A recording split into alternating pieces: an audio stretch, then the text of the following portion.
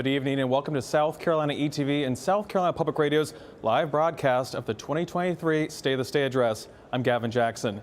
In just a few moments, Governor Henry McMaster will enter the House chamber here at the Statehouse to give his annual address to a joint assembly of lawmakers. This is the governor's sixth State of the State address, and it comes 2 weeks after he delivered his second inaugural address, kicking off his final term. We expect to hear similar themes in this speech tonight, including on economic development, workforce development, education, and more. This is the governor's chance to build upon his executive budget that he released earlier this month. His budget features major priorities that several legislative leaders support. Such cooperation and coordination has been the hallmark of McMaster's working relationship with lawmakers. And now House Sergeant at Arms Mitch Dorman is about to introduce the governor to the chamber. Let's go there right now. Ready? Hey, Sarge, move them out of here,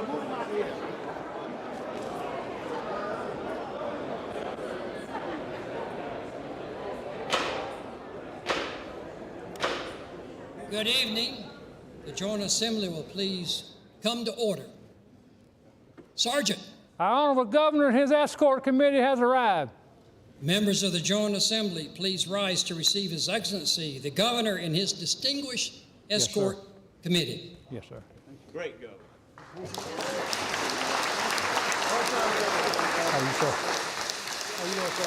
For House and 46 Senate members are invited to attend this address, as well as dignitaries who are seated in the balcony.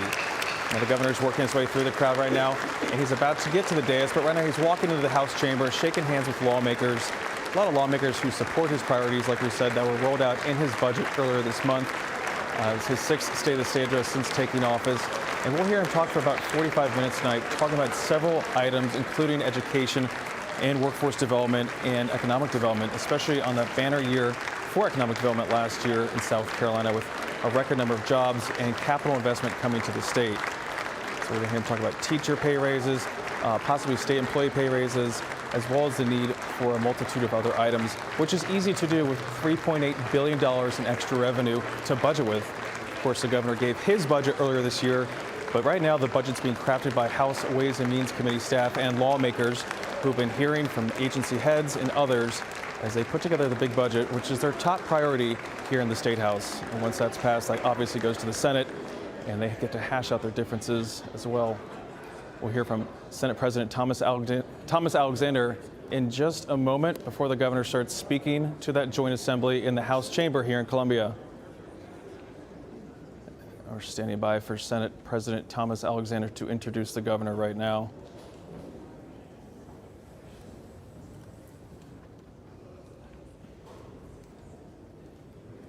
Wait, just another quick moment. Full house looks like in the House chamber right now, including with folks in the balcony. A lot of dignitaries come out for this event that the governor will introduce when we start the program. Some chit chat, it sounds like, up there. I see Senator Gerald Malloy up there on the dais, as well as Senate Finance Committee Chairman Harvey Peeler. We got House Speaker Merle Smith next to Senate President Thomas Alexander. And here we go.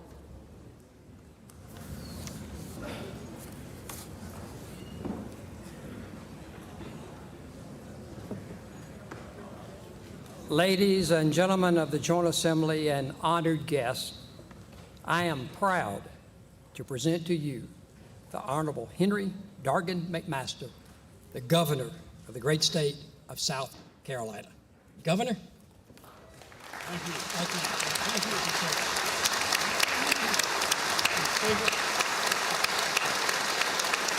Thank you. Thank you.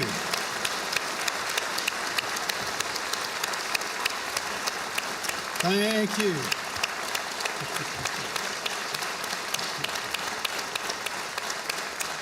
All right. Okay. All right, y'all be seated, please. Y'all, I'm a little hoarse. I hope my voice holds out. Mr. Speaker, Mr. President, ladies and gentlemen of the General Assembly, my fellow South Carolinians, we are here tonight to address challenges and opportunities. But first, as in prior years, I'd like to recognize those in uniform whom we lost in the line of duty in 2022. Officer Roy Andrew Barr of the Casey Police Department, Deputy Austin Derek Aldridge of the Spartanburg County Sheriff's Office, Corporal Sarah K. Weaver of Florence County Emergency Medical Services, and Master Police Officer Terrell Owens Riley of the Columbia Police Department. To the families and loved ones of these brave South Carolinians, with all our hearts, we offer our condolences. We are eternally grateful for your service. I'm delighted to have with us once again tonight our First Lady, my bride Peggy, whose son Henry Jr., whose wife Virginia is at home with their 4-month-old daughter, Margot Gray.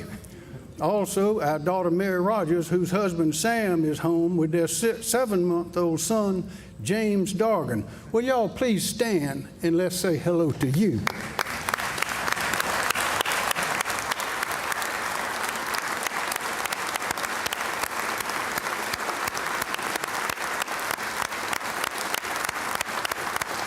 Thank you.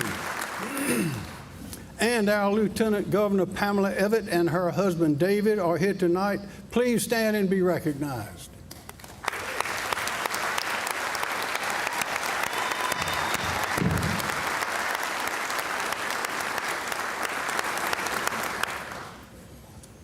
Our state constitutional officers are here with us too tonight, including our new Superintendent of Education, Ellen Weaver. Will you please all stand and be recognized?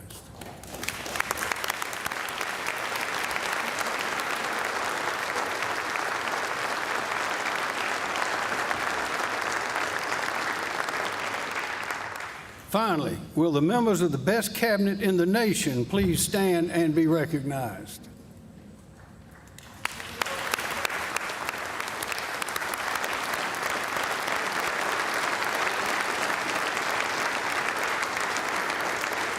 Thank you.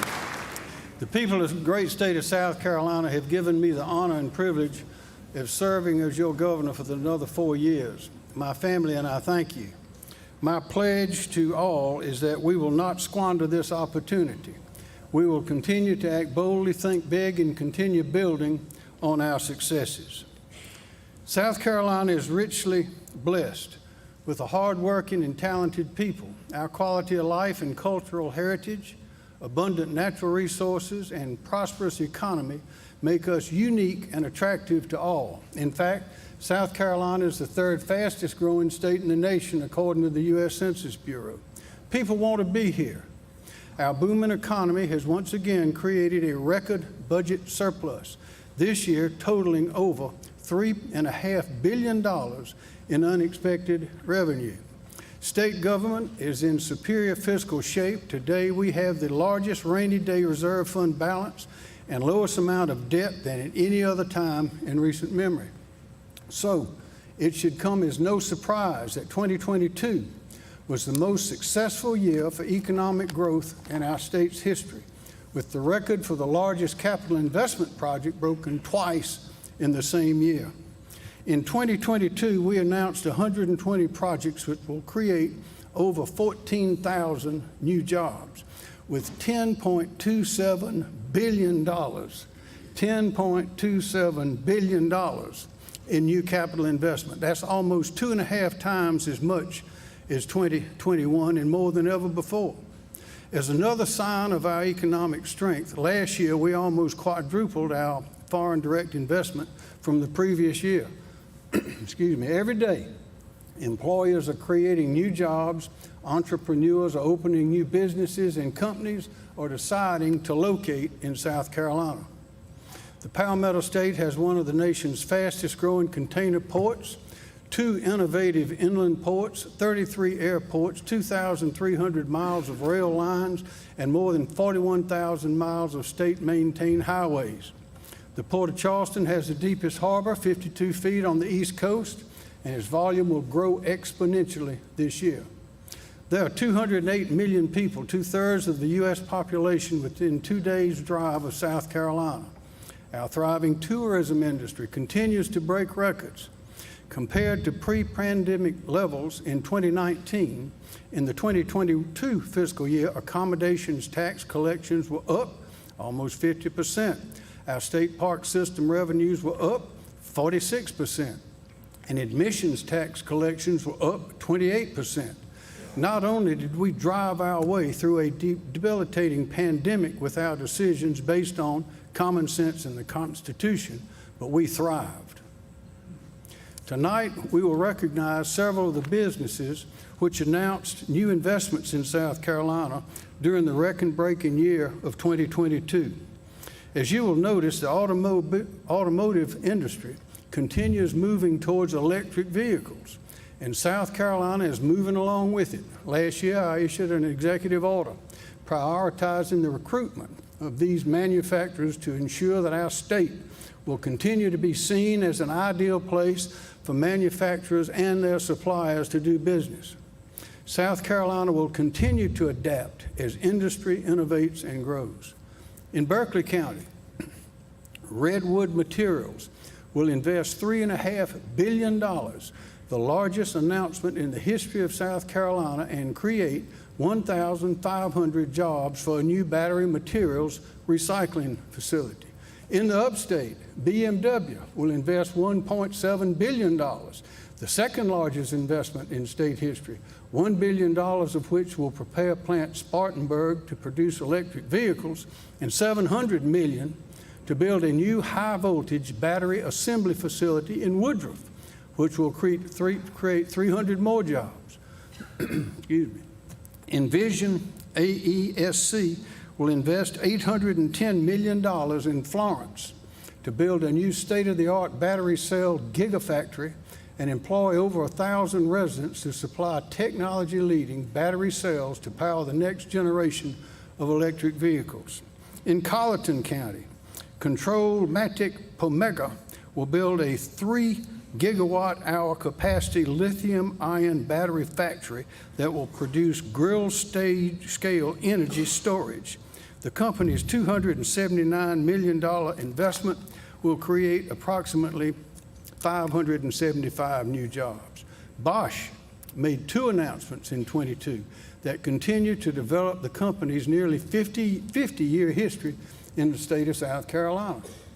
In Anderson County, Bosch plans to invest $200 million and create up to 350 new jobs to expand operations to become the company's first production operation of fuel cell technology in the United States.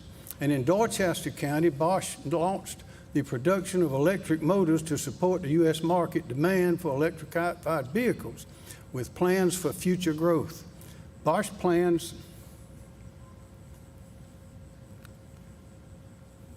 to invest $200 million and create up to 350 new jobs to expand operations to become the country's first production operation of fuel technology in the United States, as I said.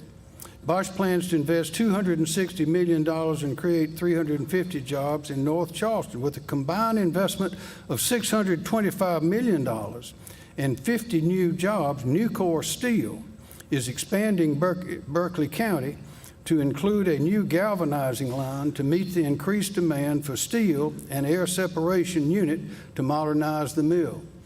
A.E. Sween, a leading supplier in the ready-to-eat sandwich industry, will invest $38 million and create 300 new jobs in Greenwood County. In Greenville County, Health Supply of the U.S.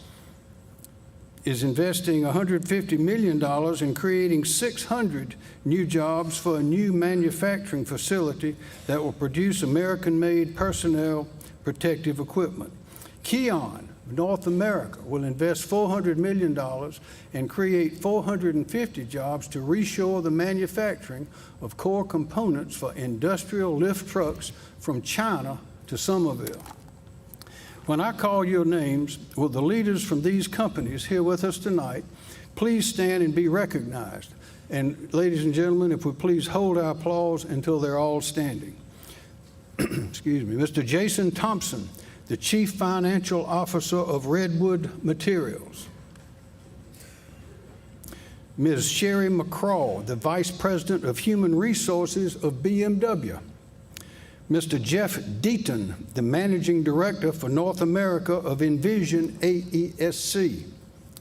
Mr. Bahadir Vetki, the Chief Executive Officer of Control Magnet Pomega.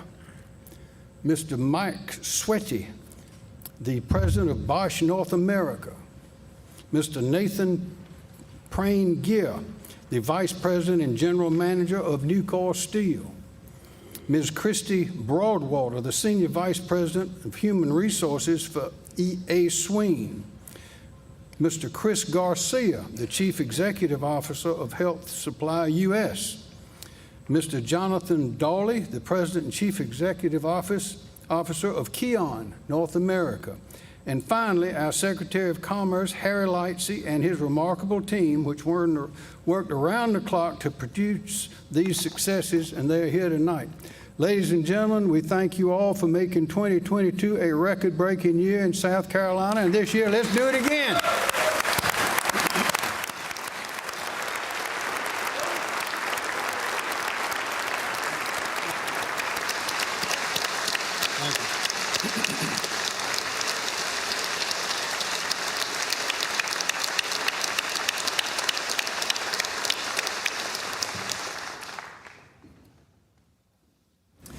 Thank you. Last year presented numerous challenges for the people of South Carolina, including those resulting from the misguided and unconstitutional policies of the Biden administration, such as dramatic inflation and sharp interest rate hikes.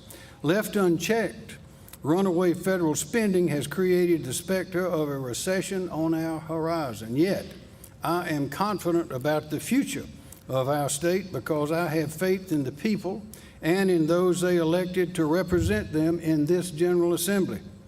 And I'm excited to renew our successful partnership, one based on working together through collaboration, communication, and cooperation.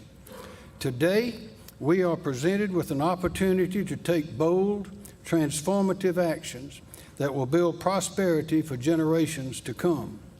The foundations of our successes rest on three pillars: economic strength, education, and our natural environment.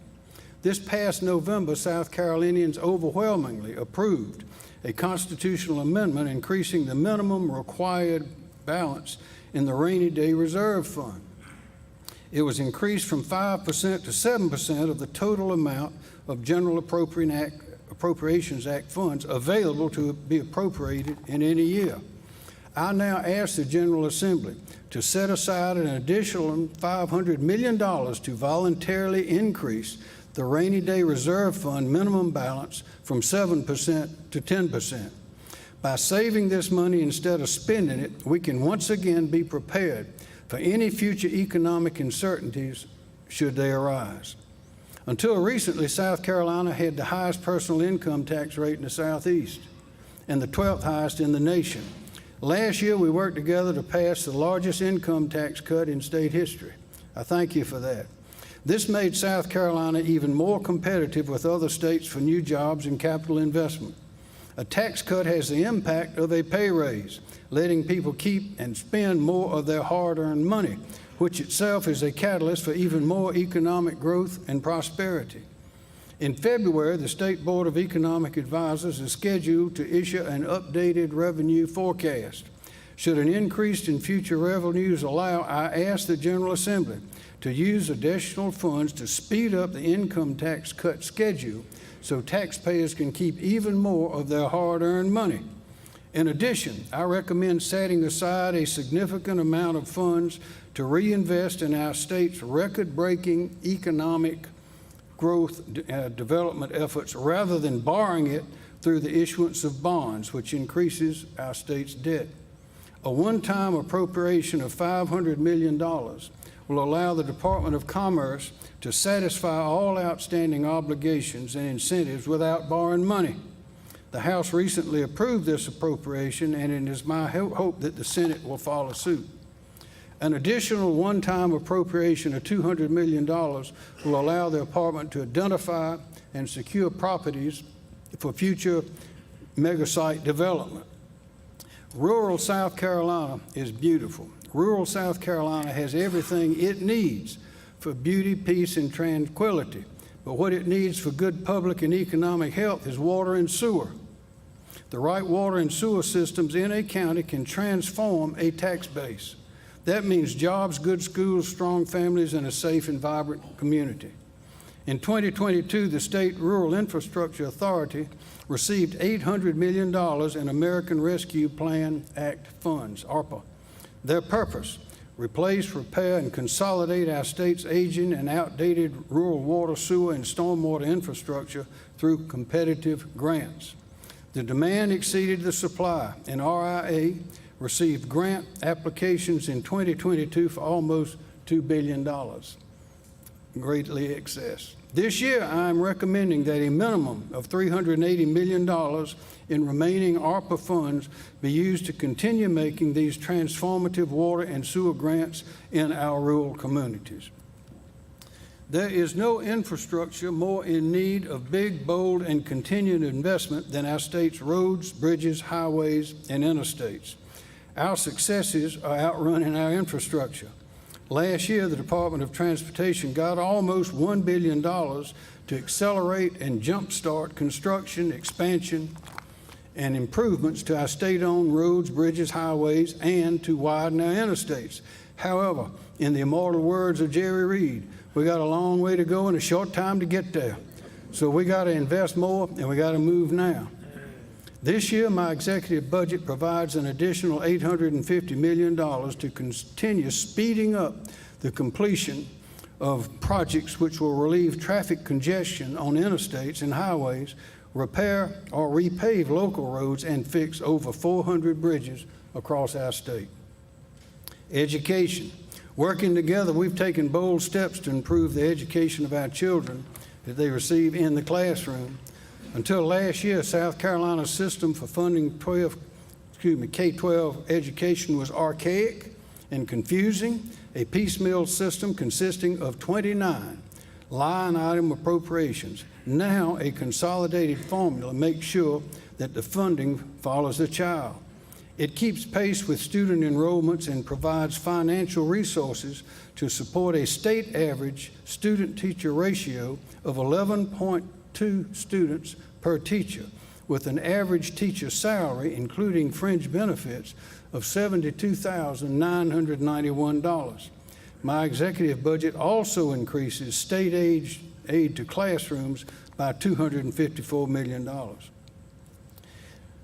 To increase the percentage of children who enter our public schools ready to learn, we unleashed the free market and expanded full-day 4-year-old kindergarten to all at-risk children in the state. Parents may now choose the public, private, or for-profit child care provider that best suits the child's educational needs.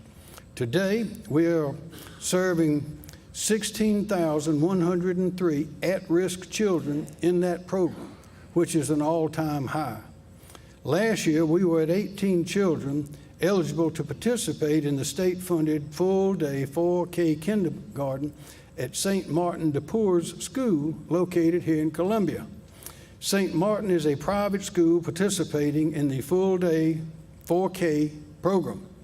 This year, parents of 9 of those children from the previous year wanted to enroll their children in 5-year-old kindergarten at the school, but they could not afford to pay the tuition. Thanks to the generosity of the Catholic Church, they were able to continue their education at St. Martin at no cost to the families. Jonathan McMillan is one of those children. He participated in the full 4-day program last year and is now enrolled in the 5-year kindergarten at St. Martin. According to his mother and teachers, Jonathan has been saved from future struggle and challenge by staying at St. Martin. Quote, he had challenges upon his arrival. He had different social skills that required the intentionality of our educational team. Jonathan is not shy. He is brilliant and a determined leader, end of quote. His teacher, Ms. Hare, says that her goal is to help him find his light so he can brightly shine to the world around him. Jonathan is here tonight accompanied by his mother, Ms. Jenna Boo, along with the principal of St. Martin, Ms. Dolores Gilliard. Ms. Gilliard has served as principal for 5 years. She completed a 40-year career at public schools in Richland One School District, spending 22 years as a principal before coming to St. Martin. Jonathan and ladies, will you please stand and be recognized?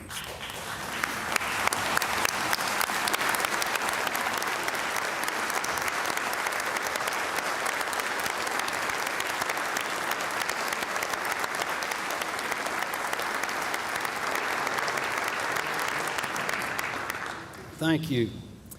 My executive budget also provides $25 million in lottery dollars for the creation of education scholarship accounts, also called ESAs, pending a change in the law by the General Assembly. These funds will allow lower-income parents to choose the type of education environment and instruction that best suits their child's unique needs. Teacher pay.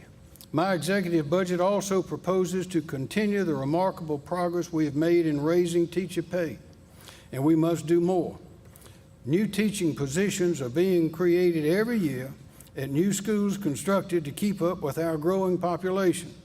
6 years ago, the minimum starting salary of our teachers was $30,113, and the average teacher salary was below the Southeastern average. Today, the minimum starting salary of our teachers is $40,000, and the average teacher salary now exceeds the Southeastern average. That is progress. My executive budget proposes increasing teacher salaries by $2,500 at every step in the state salary schedule, making the new minimum starting teacher salary $42,500. My goal by 2026 is a minimum starting salary of at least $500, $50,000.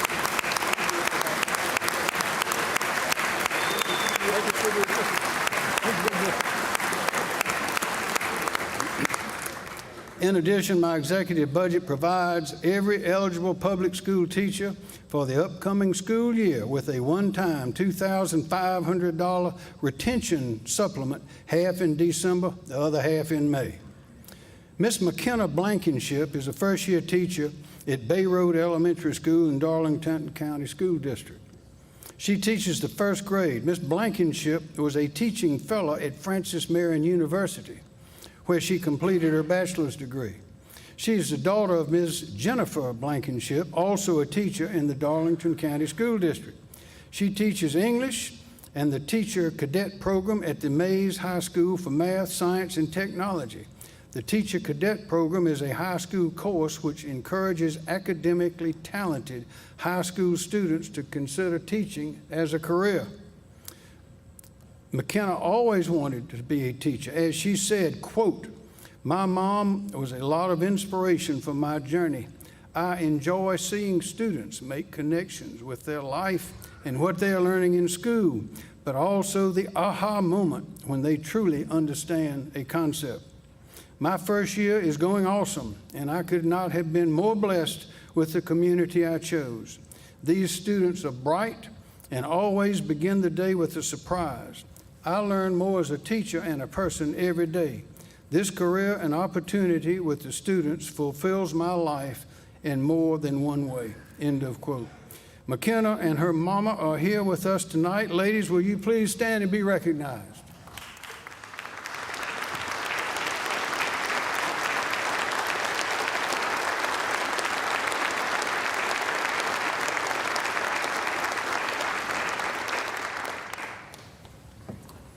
Placing an armed certified school resource officer known as an SRO in every school in every county all day, every day has been one of my top priorities. At my request, the General Assembly began funding a grant program administered by the Department of Public Safety, DPS, to provide school districts with funds to hire more resource officers for our 1,283 schools. The grant program has been very successful and has more than doubled the number of officers assigned to a school, going from 406 to 982 in just 4 years. This year, I'm recommending an additional $27.3 million to provide an additional 188 schools with a school resource officer. With this appropriation, 90% of South Carolina's public schools will have a school resource officer assigned to their campus.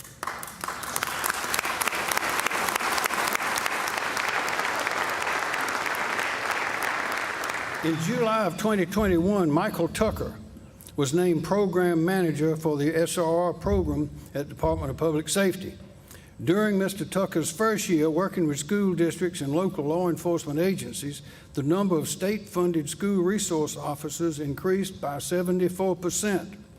For his exemplary work to improve school safety in our state, Mr. Tucker was recognized in October as the DPS Public Servant of the Year. Joining Michael tonight is the Director of the Department of Public Safety, Rob Woods, and Chief of Staff, Michael Oliver. Gentlemen, please stand and be recognized.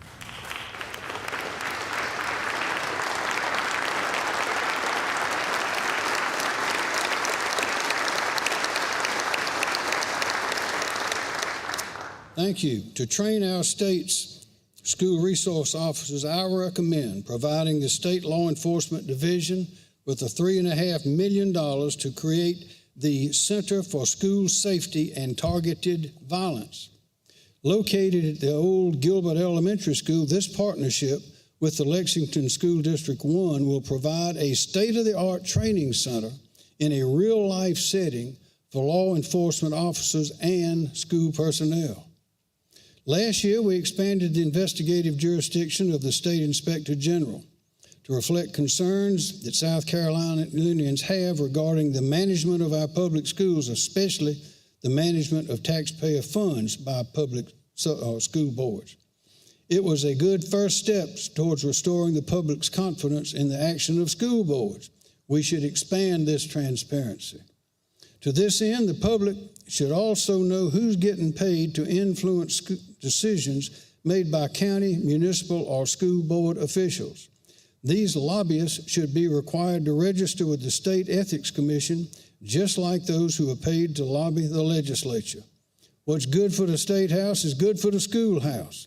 Members of the General Assembly, send me this legislation and I will sign it into law.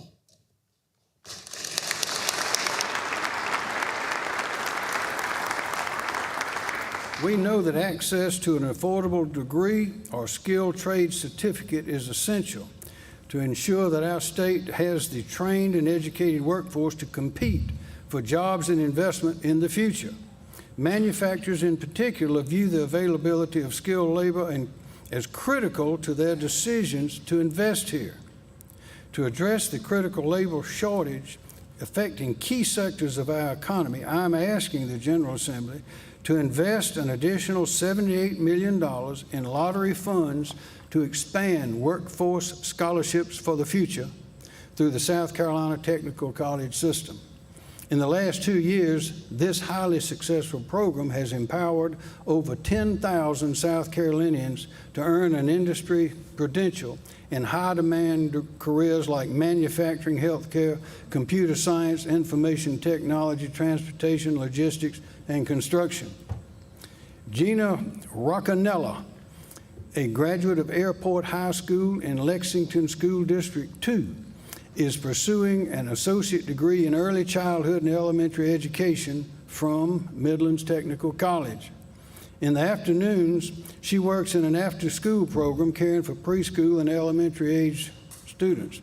After-school programs provide activities for students and allow mothers and fathers to work. After completing her associate degree, Ms. Roccanella plans to transfer to a four-year college to complete her teacher certification requirements and become a teacher. She received a workforce scholarship to attend Midlands Technical College because all regions of our state face a critical shortage of child care workers.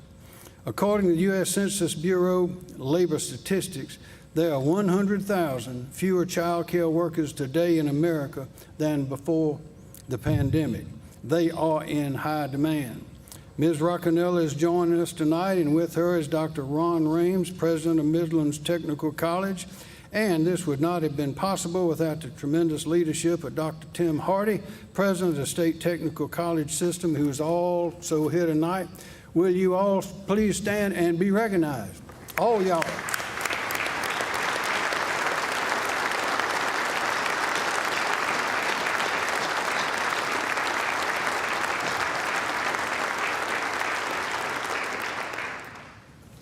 My executive budget marks the 4th consecutive year that I've asked the General Assembly to freeze college tuition for in-state students, with an appropriation to our institutions of higher education of $43 million.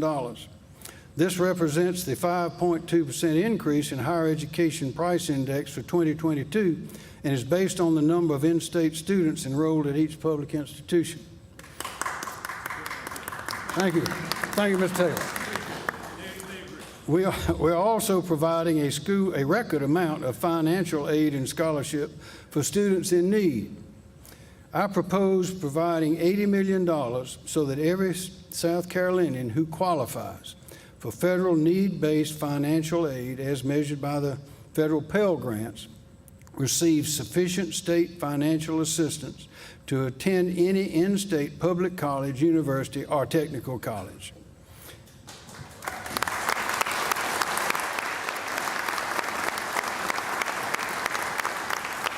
And students at private, independent, and historically black colleges and universities will receive an additional $20 million for tuition grants and assistance.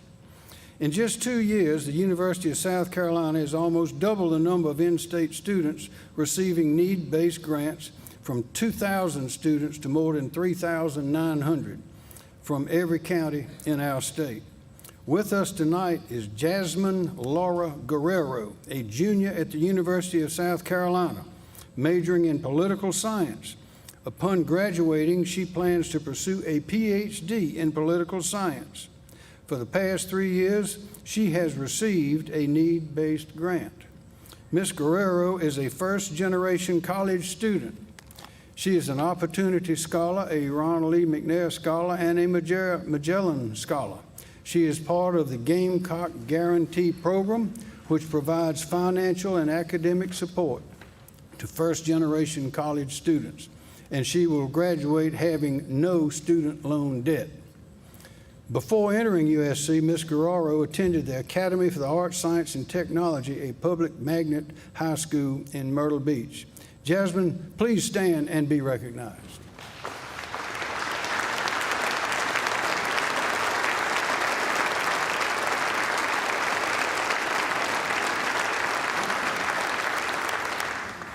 Ladies and gentlemen, we must continue to address the repairs needed at the aging state-owned buildings and infrastructure on the campuses of our four-year colleges, technical colleges, and universities. I ask the General Assembly to join me in paying down the state's deferred maintenance liability with $209 million in capital reserve funds to be distributed pro rata based on each institution's in-state enrollment. Let's pay for this right now rather than borrowing it and creating more debt. In addition, I ask that the General Assembly complete the funding of the Battelle Alliance, a collaborative nuclear sciences research partnership between the University of South Carolina, Clemson University, South Carolina State University, and the Savannah River National Laboratory. With an appropriation of $100 million in addition to the $20 million appropriated last year, this alliance will develop workforce training programs designed to develop a pipeline of new talent to fill engineering, science, research, and management positions for private industry and nuclear facilities, including those operated by the Department of Energy. The impact on our research campuses will be far-reaching and dramatic. Healthcare. It's clear that the mental health crisis exists in South Carolina following the COVID-19 pandemic, especially among our young people. Many are still struggling with the effects of disruptions, virtual instruction, isolation, and constant changes to normal routines.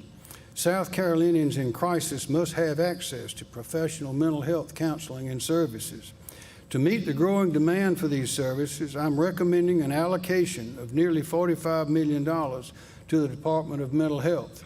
These funds will support the agency's ability to recruit and retain mental health professionals, provide inpatient services, increase access to crisis services such as suicide prevention hotlines, including one specifically for veterans, and community-based treatment services.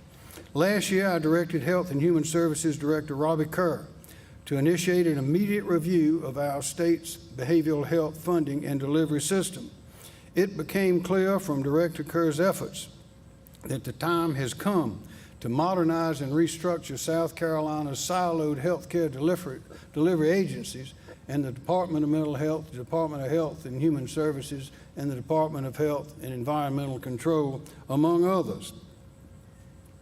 My executive budget includes a $5 million appropriation to the Department of Administration for the purpose of procuring the professional expertise necessary to analyze and provide the General Assembly by June 30, 2024 with a comprehensive plan to restructure these agencies, consolidating and privatizing wherever possible. Our booming economy sometimes puts our state agencies at a disadvantage with the private sector in recruiting and retaining good employees.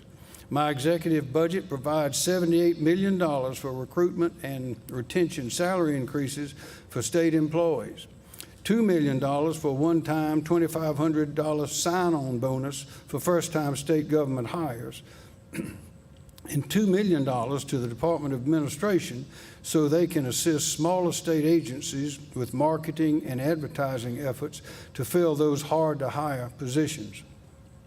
I'm also recommending that there be no increase in the employee-paid premiums for state health plan participants, and that we add, at no cost to state employees, an annual OB/GYN exam for all females, similar to the existing no-cost adult wellness visit, which was added 2 years ago.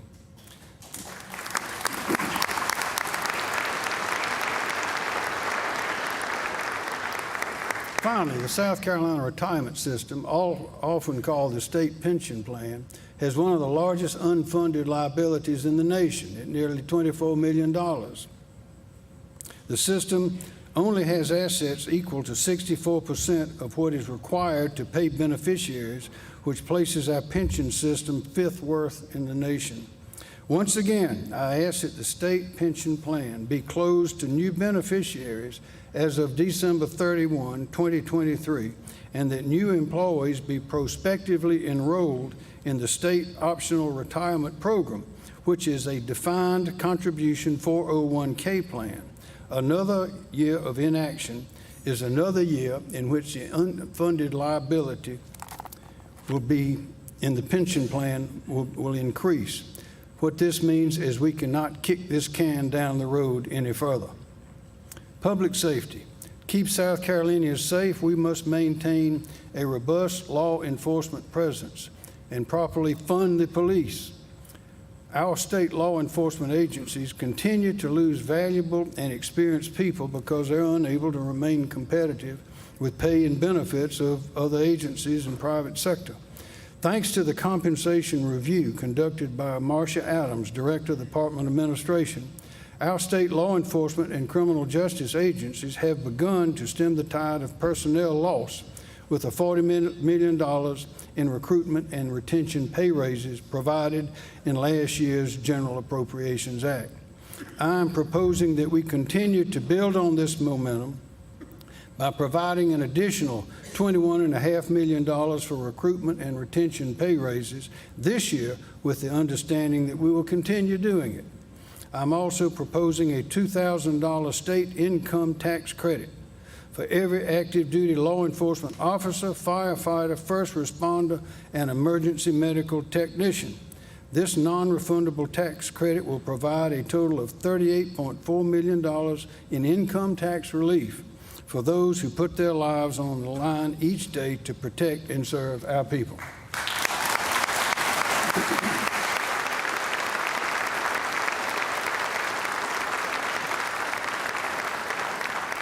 In addition, I recommend that we maintain the proviso suspending the $10,000 retirement cap for anyone enrolled in the police officers' retirement system. This will allow retired officers to return to work and fill existing vacancies, and it will make our state safer. How about the revolving door?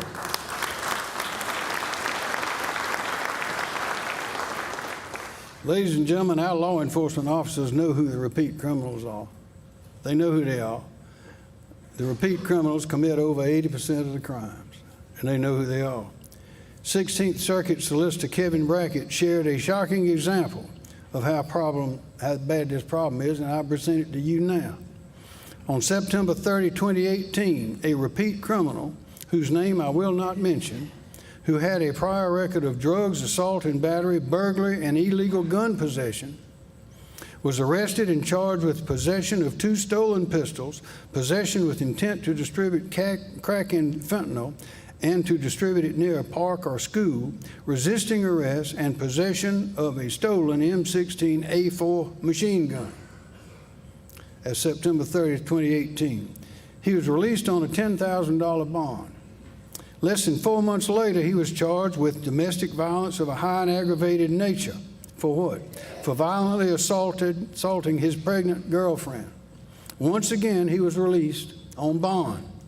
Then a few weeks after that, this repeat criminal out on bond shot 2 people, killing 1. The surviving gunshot victim was the same pregnant girlfriend he assaulted weeks earlier. He also held 4 people at gunpoint, assaulting 3 of them with a hammer.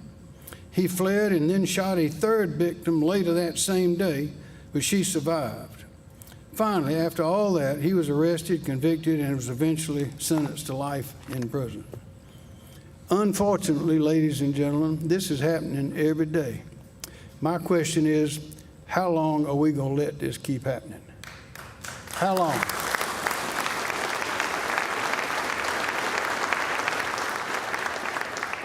What do we tell the families? What do we tell them?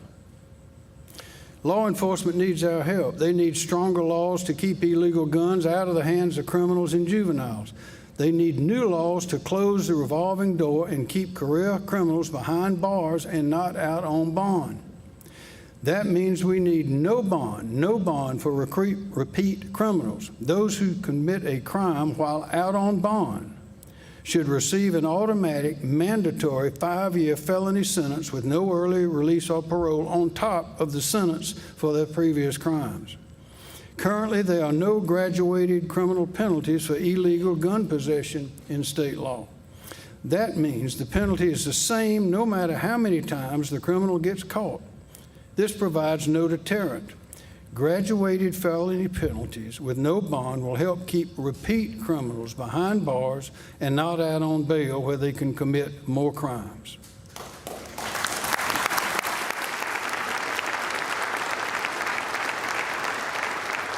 But that's not all. We also need to stop shady bail bond practices.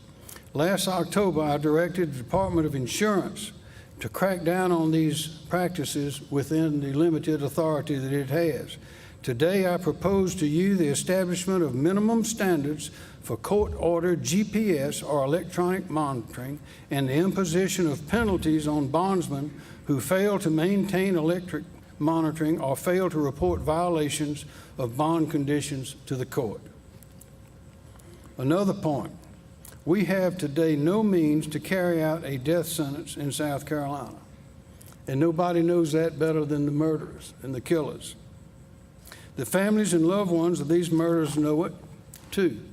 The Department of Corrections has been unable to carry out the death penalty by lethal injection since 2011 because the companies that make the drugs will not sell them unless their identities are shielded by state law from anti-death penalty activists. 14 states have enacted such a shield law.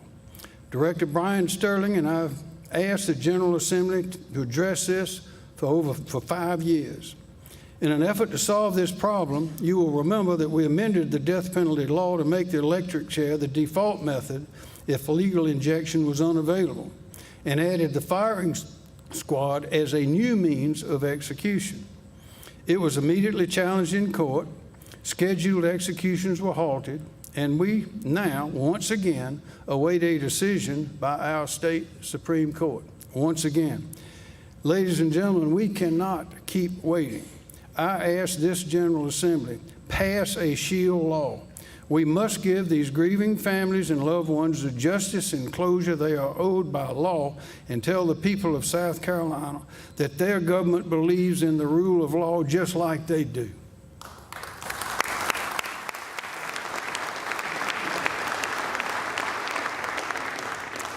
We must also re-examine those issues, practices, and laws that make our state less competitive and make it difficult for families, businesses, and entrepreneurs to invest, grow, and thrive. One issue in need of re-examination is in the area of civil litigation known as joint and several liability. Nobody, including business owners, should be penalized for the actions of others simply because they have more money, nor should anyone be absolved of responsibility for their own actions. I am confident that we can find a common sense formula which will provide accountability and just compensation without damaging our economy, and we must do it. In addition, I suggest that it's time for the members of the General Assembly who are attorneys to stop suing the bodies in which they serve, stop suing state agencies in plaintiff actions, and stop suing elected officials. This is absurd. It diminishes the public confidence not only in loyal legislators, but in the rest of state government as well. We must also ensure that the public has confidence in whom and how our state's judges are selected by making the process more transparent and accountable.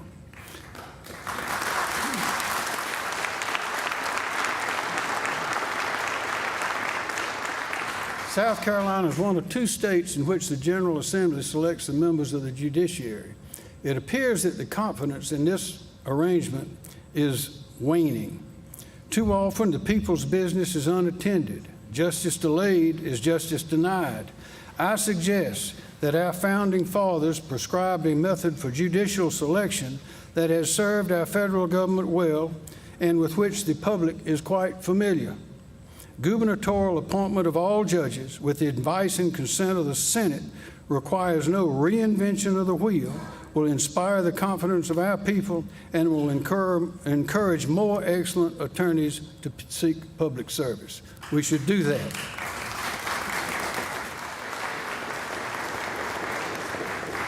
Last year, the U.S. Supreme Court ruling in Dobbs against Jackson Women's Health Organization gave us cause for confidence when it recognized that Roe against Wade was egregiously wrong, and, quote, on the day it was decided, and that the U.S. Constitution does not prohibit states from regulating or prohibiting abortion. Unfortunately, the South Carolina Supreme Court delivered a temporary setback earlier this month. In a 3-2 decision, the court struck down the Fetal Heartbeat and Protection from Abortion Act. Our court concluded that it violated a South Carolina constitutional provision that was proposed and adopted before Roe v. Wade at a time when nearly all abortions were illegal in South Carolina. I say respectfully, the court's decision is at odds with the law and the facts, and the lead opinion's results-oriented reasoning threatens to disrupt our constitutional separation of powers. When I signed the Heartbeat Act into law, I was confident that it was constitutional. I still am. Therefore, I will be filing a petition for rehearing next week along with other state officials, and I remain optimistic that we will prevail in our historic fight to protect and defend the right to and the sanctity of life.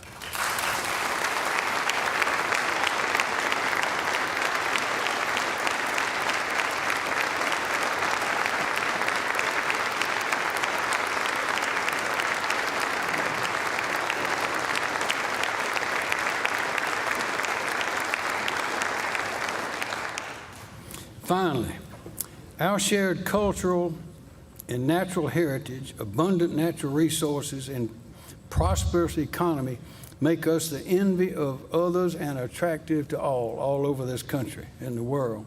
Explorers for kings and queens marveled at our mountains, beaches, sea islands, and marshes. They reported back to their sovereigns that the land was lush, fertile, and brimming with abundance. And I have no doubt if they were here now, they would have the same reaction and say the same thing. When the French, Spanish, and English settlers began arriving in South Carolina over 450 years ago, there were about 24 groups of tribes or indigenous peoples, Indians, Native Americans, residing in the Low Country. The Ashpoo, Bohicket, Cumbee, Edisto, Kiowa, Siwee, St. Helena, and Wando, among others, lived and thrived here, and their names live on today as majestic rivers, sea islands, towns, and other entities. Currently, a number of these tribes are officially recognized. The Catawba Indian Nation, the Beaver Creek Indians, the Edisto Natchez Cusco Tribe of South Carolina, the PD Indian Nation of Upper South Carolina, the PD Indian Tribe, the Piedmont American Indian Association, the Santee Indian Organization, the Sumter Tribe of Cheraw Indians, the Waccamaw Indian people, and the Waccamaw Tribe of Varnertown Indians. Many of these leaders of South Carolina's tribes are here with us today. Will you please stand and be recognized?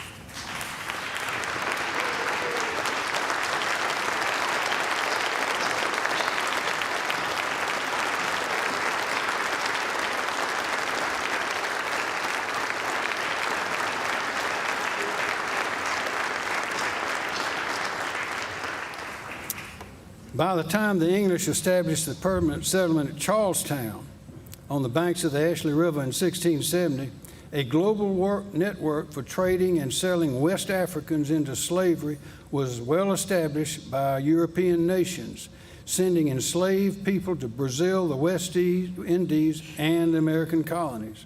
Between 1700 and 1775, 40% of the enslaved West Africans entering the colonies did so through Gadsden's Wharf in Charleston, which today is the location of the new International African American Museum.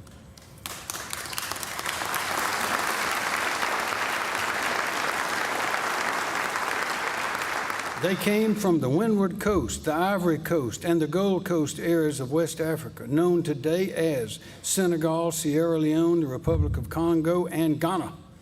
This importation of enslaved persons was criminalized in the United States in 1808. Many descendants of these people are proudly represented today by the Gullah Geechee Nation, some living in South Carolina on the Sea Island properties owned by their ancestors. The Penn Center on St. Helena Island, with its national landmark designation, serves as the cultural capital and historic repository for the preservation of our Gullah heritage. Queen Quet Margarita L. Goodwine, chiefess of the Gullah Geechee Nation, is with us tonight. Ma'am, please stand and be recognized.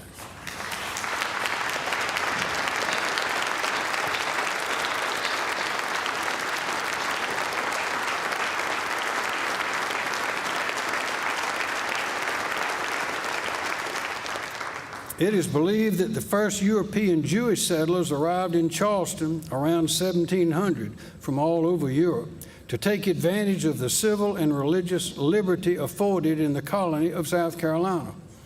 The congregation of Kahal Kadosh Beth Elohim has been the oldest synagogue in continuous use in North America and is known as the cornerstone of American Reform Judaism.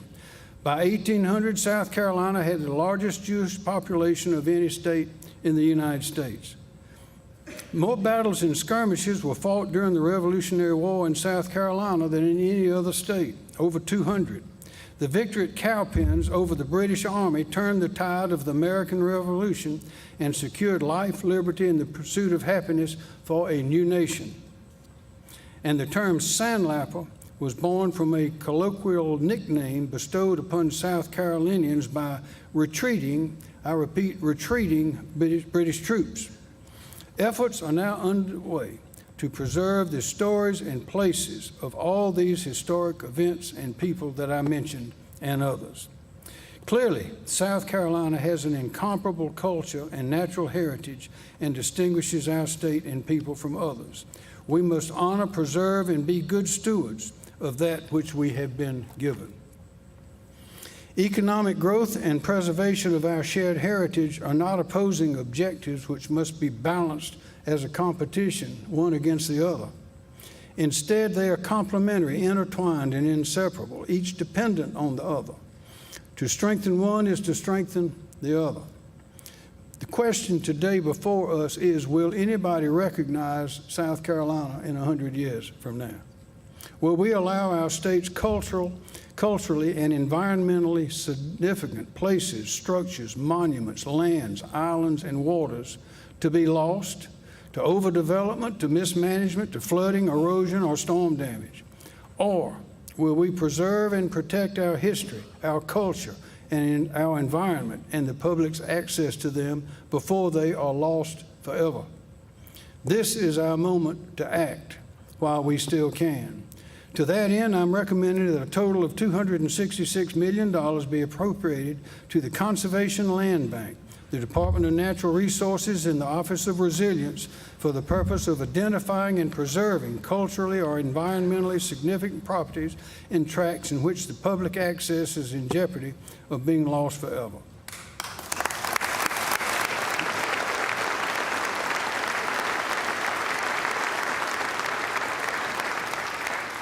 In closing, to the members of the General Assembly, I say let us continue our successful partnership, one that is based on communication, collaboration, cooperation, and trust. Let us embrace civility and comity through our thoughts, our actions, and our words, and urge our people, especially the young people, to be proud of their wonderful state. And let us set our state on a course that will provide these opportunities for prosperity, success, and happiness for generations of South Carolinians to come, our sons, our daughters, and theirs as well. Ladies and gentlemen, the best is yet to come in South Carolina. May God continue to bless America and continue to bless the great state of South Carolina.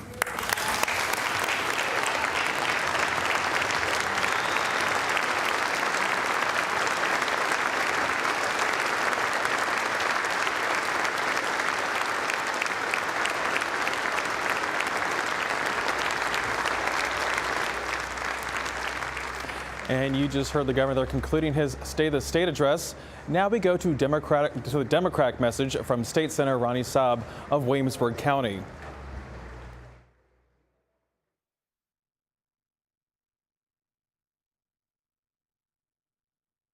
Where I proudly represent the people of District 32 and serve as the Assistant Minority Leader. Moments ago, we listened to our governor, the Honorable Henry McMaster, deliver the State of the State address.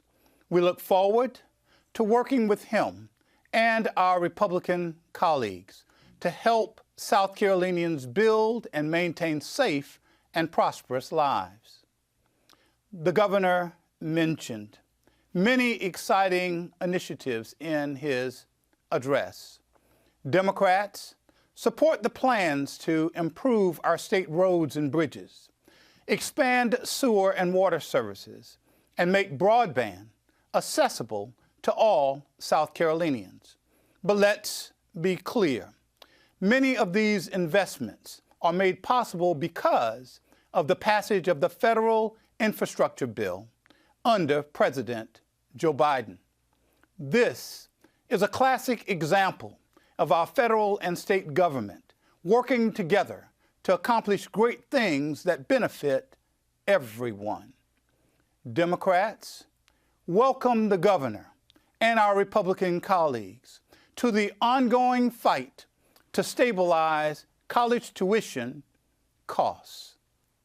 We must make higher education in South Carolina more accessible without our children being saddled with enormous student loan debt. Perhaps opening the door to college for more students will help remedy the massive teacher shortage our state is facing. Democrats have long supported increasing teacher pay. It has never been a secret that one of the reasons it is so hard to attract and retain teachers in South Carolina is because our salaries are simply not competitive. Increasing salaries will give our current teachers a fair and livable wage, draw in new talent, and encourage the next generation of bright minds to enter this vital and noble profession. Democrats have been fighting for teachers for a long time. Democratic legislators like Senator Darrell Jackson of Richland County and Representative Gilda Cobb-Hunter of Orangeburg County have been tireless advocates for decades. What a relief to begin this new legislative year, knowing that finally Republicans are joining that fight. As newly elected leadership takes on the task of overseeing our public schools, I'd like to take this moment to thank our former State Superintendent of Education, Molly Spearman. Molly, we didn't agree on everything, but we worked together well for the children of our state. Over the last 2 years, the General Assembly has invested heavily in school facility repair. But in South Carolina, we still have 2 categories of school districts, the haves and, yes, the have-nots. The have-nots are mostly rural districts which struggle to build new schools, fix existing buildings, and provide a better and safer education for their students. To ensure that no matter their zip code, students have the opportunity to attend modern and safe schools, we need a recurring stream of state revenue dedicated to funding new facilities and making upgrades to outdated schools. With this funding, our state superintendent and school districts will be able to plan better for growth and for change. Education is our greatest weapon against poverty. We owe it to all of our children to simply give them a fair shot. We ask our governor and our Republican colleagues to support Senator Thomas McElveen and help us pass the Education Bank Act to build better schools.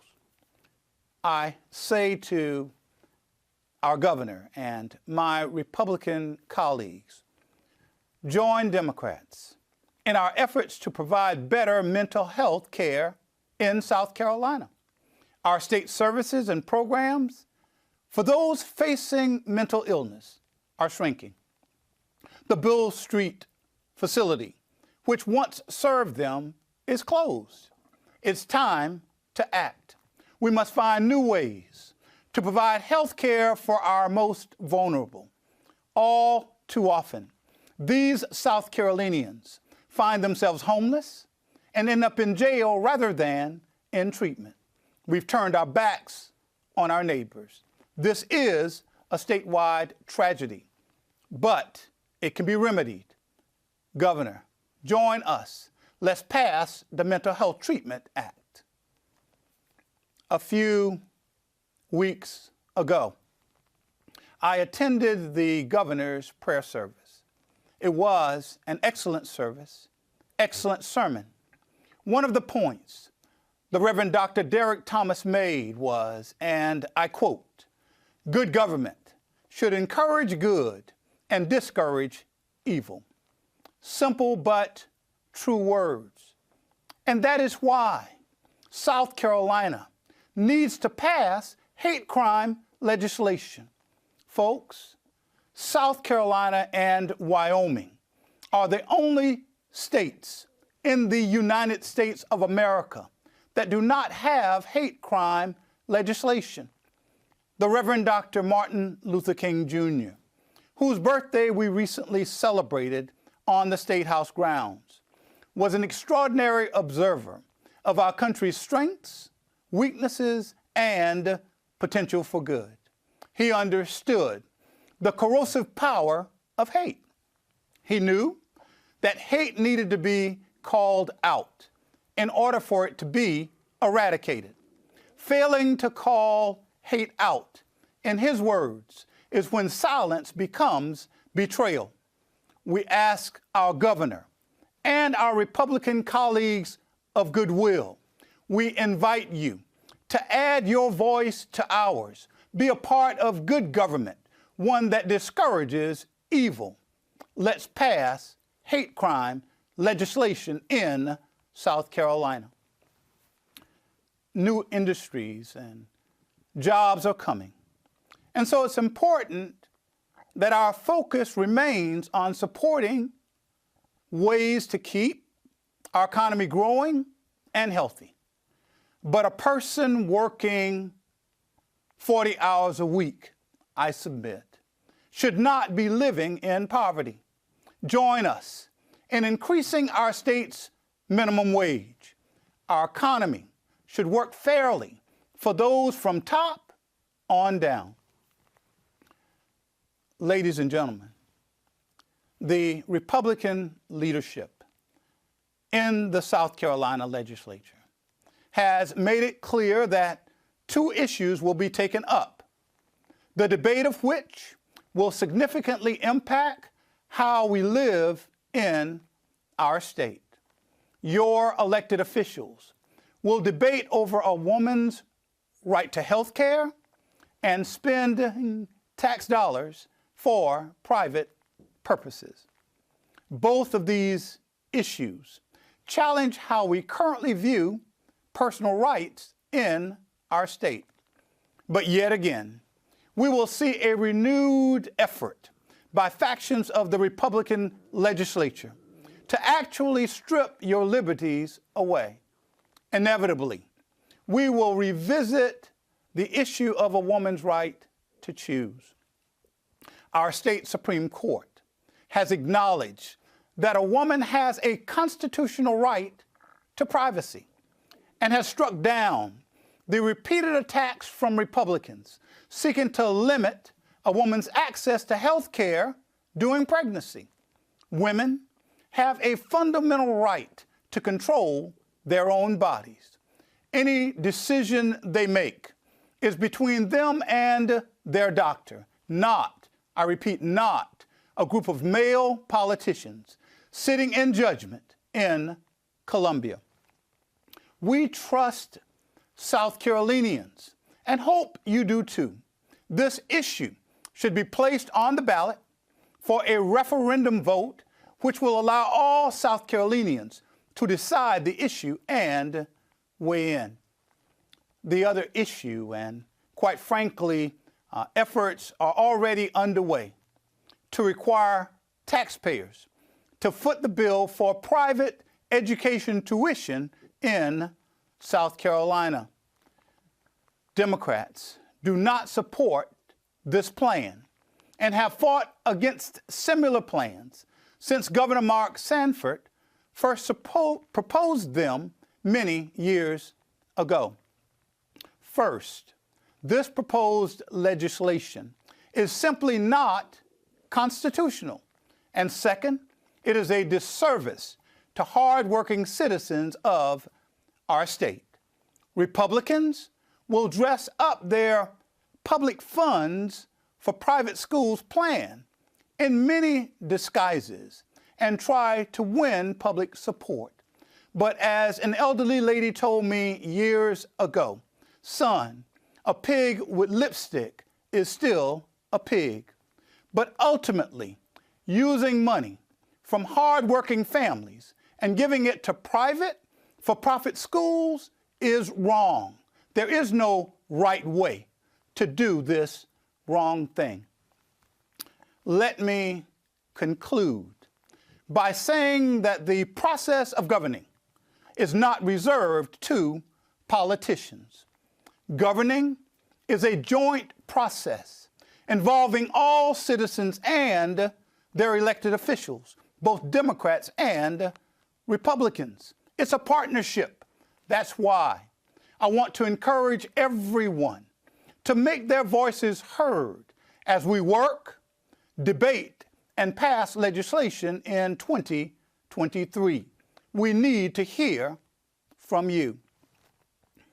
I, like many of you watching tonight, grew up poor.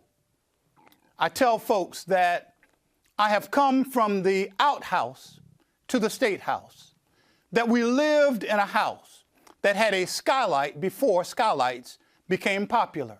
Our tin roof with holes in it. I've said that we could tell whether there were chickens underneath our house, not because they cackled, but because we could see them through the cracks in our wooden floors. Thanks to the love of family and good neighbors, along with the sacrifices of those in the struggle during the civil rights era, this country boy from Greeleyville, South Carolina, is addressing you tonight. I submit that the struggle continues. Different issues for a different time. A time such as this. We must fight and ensure that future generations of our children are afforded the opportunity for a prosperous future, just as I was. And so let us march on until victory is won. Victory for every South Carolinian is simply to have a fair shot at success. Thank you for listening, and may God bless you, and may God bless the great state of South Carolina. That was Williamsburg Democratic Senator Ronnie Sabb giving the Democratic message in response to Governor McMaster's sixth State of the State address. Now we hear from lawmakers who were in the chamber during McMaster's address, starting with Representative Carl Anderson. Representative Anderson, tell us what you thought about the governor's address tonight, what you heard that stood out to you. I heard the governor's address. I thought he did well. He talked about a lot of spending. The state has excess money, $3.8 billion. And so we're going to do some spending. But remember, the General Assembly is supposed to set the pace. We're supposed to be governed. We've got a lot of areas in South Carolina, rural areas without water and sewer. There's been money that was sent down from the federal government. We need to go ahead and spend that money in those areas, and the money that we have assists. There are areas crying out for help, for water and sewer, for broadband, and that's what we need to do. Our school system is doing well. People are moving into the state of South Carolina. They're spending money in South Carolina. Everybody's coming to South Carolina because we've got it going on in South Carolina, which is good. But hey, we as the legislators need to be sure that every dollar is spent in the right way. And hey, he's got some good points. He's got some good spending avenues, but we're the one that needs to make that choice. And I hope that we will do that as the session goes along. Our Ways and Means Committee have been meeting. They've been dealing with, and just look at it, our technical school. You know, we did a pilot program in Williamsburg County. No tuition. Now it's at the 16 technical colleges throughout South Carolina. It is working. People are going there. And so, you know, we see the colleges. You know, we've put money there for the colleges so that there would be no tuition increase. We got to continue to do those kind of things for the people of South Carolina so that our students will remain, our young people will remain in South Carolina. Jobs are coming here, which is good, but we need to spread those jobs across the entire state so that everything will be on a level course. You know, I've got a lot that I could say, but I'm going to yield my time to my friend, Senator John Scott, and then I'm going to yield my time to the new Black Caucus Chairman, Representative Thigpen. As a former chairman, I'm going to give him some of my time. But thank you, Governor. We look forward to working with everyone. Great. Thank you, Representative Anderson. Thank you.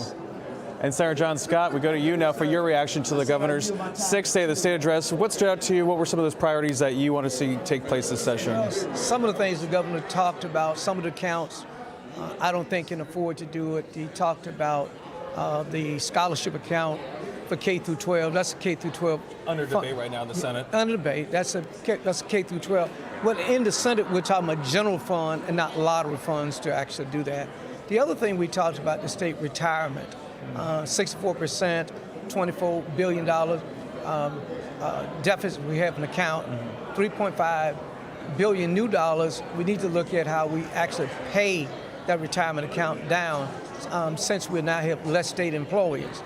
Moving to a 401k program, given where the economy is, I don't think help new employees actually come in.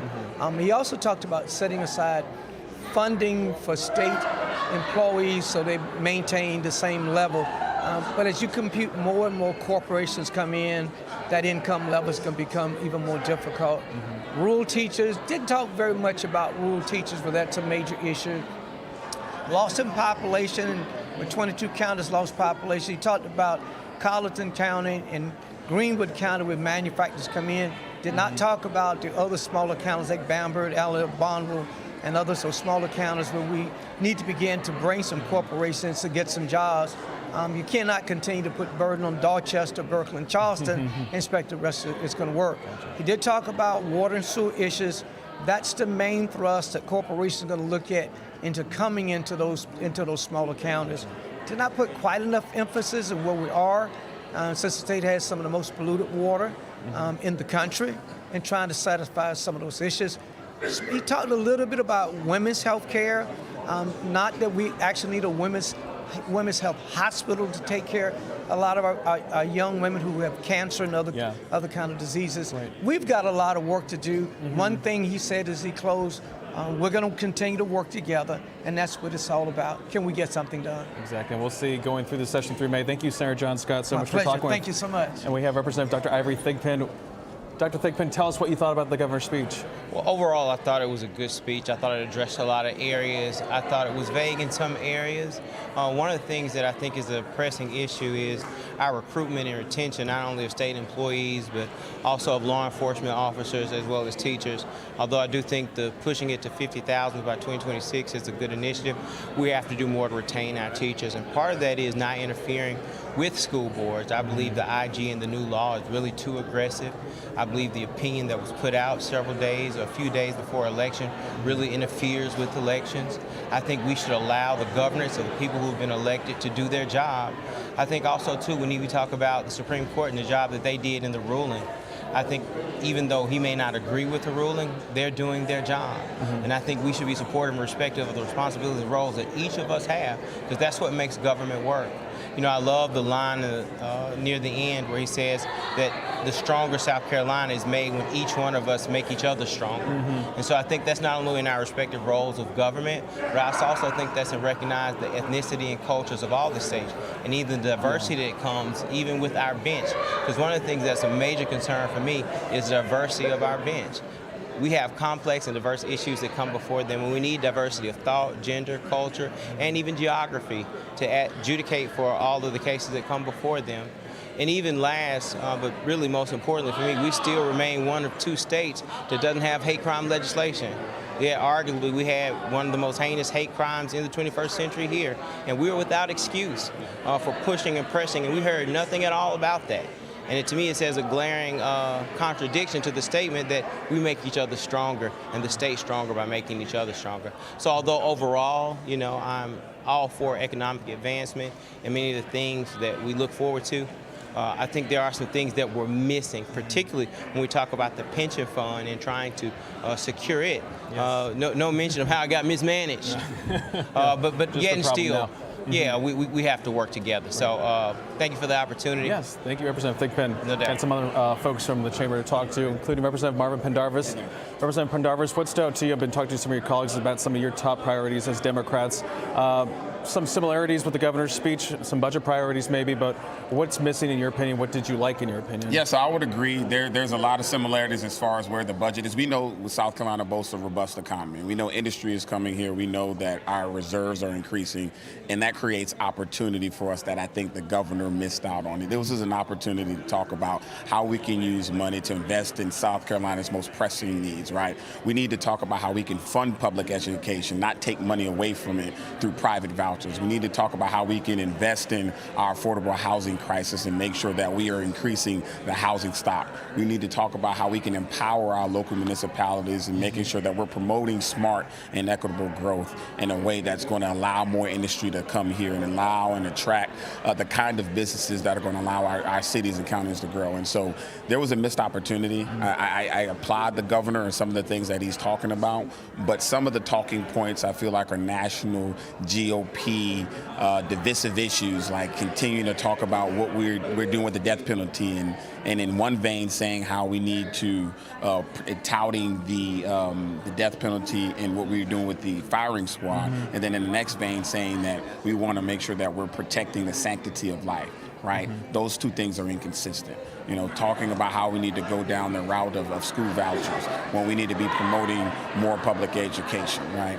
Talking about how we need to change the way we elect judges simply because we disagree with the South Carolina Supreme Court's decision, and now we want to be upset about it and uproot the entire process. So there's some challenges, there's some issues that I have with the governor's speech. I thought he hit on some key points, but there were a lot of things that he was missing. Gotcha. Well, thank you very much, Representative Pendarvis. We've got some more folks to talk to. Thank you for having Appreciate me. it. Representative Dion Tedder, welcome. Tell us what you thought of the governor's speech tonight. What stood out to you? Well, what stood out most to me was first, I think, the lack of respect for our higher court when he pointed out the decision that the Supreme Court came to. I believe that that's their job to make legal decisions, and it's our body to create legislation. And so I thought that was interesting for him to point blame towards our justices, and I think they do a very fine job. Especially with those elections coming up for Exactly. the state Supreme Court justice vacancy. Exactly, and I think that may have, that could also influence an election. And speaking to the way that judges are elected, I thought it was also interesting that he pointed out he didn't like the way judges are currently elected, which is by the majority of the General Assembly. Cuts out the House. He didn't mention the House. He talked about the Senate approving. Right, and so the interesting part is his proposal is that the governor be the one to appoint a person for judge and it be confirmed. I think that's very interesting because, one, that's just one person choosing a judge. I think it's a better plan what we have now with all members of the body having input and being able to do that. And I wasn't in the chamber when that happened, but were a lot of House members applauding that line, or was that a lot of senators just clapping for that line? I think just senators clapping for that line. And one other thing that stood out to me really, and I think this is very important, being a criminal defense lawyer as well, when he talked about the bond system, I will agree that our bond system is not perfect. However, I think that's a slippery slope where he's going with the mandatory 5-year sentence if you reoffend while out on bond. Here's why, because you can simply, a professional person with no prior record could get pulled over for a DUI and they just simply refuse the breathalyzer and they're arrested. If they then say you're defending your spouse and you just hit someone, you can be rearrested for assault and battery third offense, third degree. And that's a rearrest. And based on his language, that would put that person a 5-year additional sentence. And I think that's a slippery slope and a dangerous way that we're headed. A lot of things that need to be debated throughout the session. So thank you so much, Representative Tedder. We've got some more folks to talk to. All right, thank you. Including Representative Wendell Gilliard. Sir, welcome. Always good to talk to you every year. Always good to see you. And I feel like we're going to talk about hate crimes legislation. You know that. We didn't hear it in his speech, but we did hear a lot about diversity. Tell me what you thought about that speech. Well, definitely. First off, I think he should have mentioned the fact that we're one of only 2 states in the country that don't have a hate crime law. House Bill 3014, we dubbed it after the late Senator Clemente Pinckney. We had the Bishop Green came up today with about 300 plus reverends. And they had a great outing trying to talk to the governor to get him to make sure that this hate crime bill passes. Okay, we need it. We can't just be in the category one of only 2 states and have a tragedy like the Mother Emanuel 9 or the Walter Scott. Okay, so I think he would have done right by the citizens here in South Carolina if he had just mentioned that. Representative Gilliard, what about your bill did make it out of the House before last year? Yes, it did. It died in the Senate on the calendar. It made it through Senate Judiciary, sat on the calendar because it got blocked by some senators. A lot of times they have concerns about a chilling effect maybe on free speech as a result of this bill. Yes. Can you address those concerns? Well, that bill, believe it or not, we made a lot of concessions. And I think that people have to understand what the 48 other states did was right by their citizens, and we ought to do the same here in South Carolina. That bill, we can ill afford to take any more language out of that bill. And hopefully, it'll come, we're going to get it back to the House and get it back to the Senate. And through prayer, I know we can make a difference with the help of the faith-based community and everything else. The other thing I want to mention is the fact that we must always remember we had here in South Carolina 17,000 plus souls that died from COVID-19. It would have been nice if the governor had mentioned that in his speech. And lastly, don't forget our teachers. We have a great exodus going on in the state of South Carolina. We must start the minimum pay at $75,000 to stop that exodus. More than 50. That's yes. His 50. Yes. Yeah, I think it was some 19,000 folks that died because of that pandemic. So right. Very yes. good. 19,000 too tragic. much. Yes. Tragic news. Okay. Thank you so much, Representative Gilliard. Thank you. Thank you. How are we doing, Representative? Good to talk to you tonight. Same here. Tell me about what you thought about the governor's speech and what stood out to you. Well, it was quite interesting. I think it was interesting how a lot of the gains that came from the Biden administration, we're using it now here. But the thing that really stuck out for me was how he talked about the historical and the cultural areas of the state, being from St. Helena Island, Beaufort County, and the Carlton County area. That area obviously is quite pristine, and we want to make sure that we keep it that way. It's exciting to hear that in his speech, talking about that diversity, talking about also the coast itself and preserving the coast. Do you think that's unique to hear in a speech from a Republican governor? Well, I wouldn't say it's unique, but I think he's showing, his consciousness, and that's a good thing because a lot of people now are moving in to our areas and trying to, quite frankly, rearrange our way of life. Yeah. Anything else? Any other priorities you want to see take place this session? Well, education, I think, is critically important because if we don't go forward, we'll end up going backwards. Gotcha. Great. Thank you so much, sir. I appreciate it. All right, bye-bye. And who are we talking to right now? I'm April Cromer. What are the new lawmakers in the session? I am. I'm a freshman from Anderson County, Statehouse, District 6. Well, welcome. Your first day of the state. What did you think of the governor's address? I think that as what he said, that hopefully we can all work together and make South Carolina great. Any maybe priorities that you want to see take place this session? Absolutely. Definitely for our kids. I think school choice for every child in this state is very important. We have the tax dollars and every child should be afforded the same education with the parent's voice and what they need for their child. Certificate of need needs to be repealed. Those are some of the top issues. Yeah, everything's moving and grooving, so we'll see more of that. Thank you so much, Representative. Thank Appreciate you for it. your time. Bye-bye. And that concludes our coverage of Governor Henry McMaster's 6th State of the State address. But our Statehouse coverage doesn't end here. You can stay informed on the latest Statehouse action by listening to South Carolina Public Radio and the South Carolina Lead podcast. And join me Friday evenings at 7:30 for This Week in South Carolina for insight and coverage of the top news of the week. From all of us here at South Carolina ETV and South Carolina Public Radio, thanks for tuning in. Good night.